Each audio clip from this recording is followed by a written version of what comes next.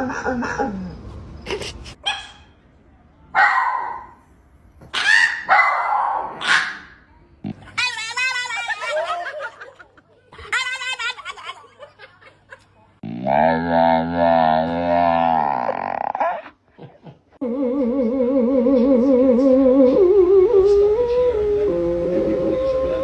the name of the Father, the Son, and the Holy Ghost, exit my dog!